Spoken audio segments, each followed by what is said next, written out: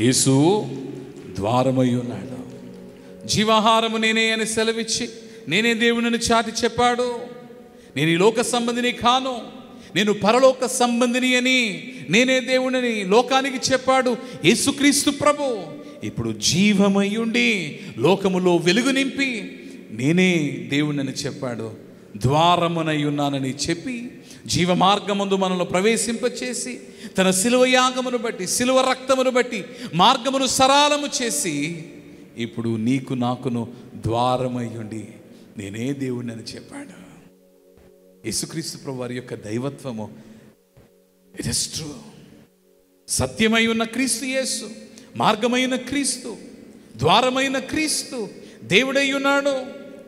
అందుకని నేను గొర్రెలకు మంచి కాపరిని, మంచి కాపరి గొర్రెల కొరకు తన ప్రాణము పెట్టును. నరుడు ఒకని ప్రేమించి ఒకని కొరకు ప్రాణము పెట్టగలుగునేమో, కానీ దేవుడు అందరినీ ప్రేమించి అందరి కొరకు ప్రాణం పెట్టాడు.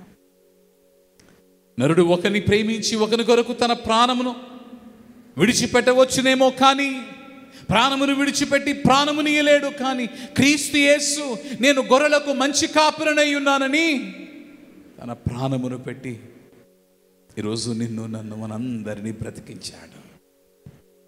అందుకనే పౌలు, మరణమా నీ ముల్లెక్కడ? వేధించింది, వెంటాడింది, బలముగా భారముగా జీవితంలో నిలిచిన మరణమును సవాలు చేస్తూ ఉన్నాడు. మరణమా నీ ముళ్ళెక్కడ?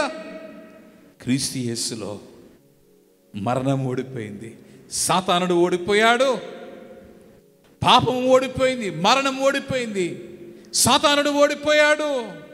అందుకని యేసుక్రీస్తు ప్రభు పొందిన జయమే ఎల్లవారి కవును, వేడిన కోరిన ఎల్లవారి కవును. జయము జయమని కలవరించిన జయమే బ్రతుకల్లా.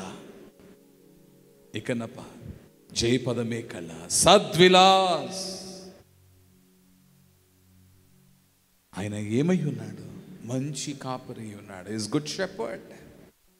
మన కొరకు ప్రాణము పెట్టాడు.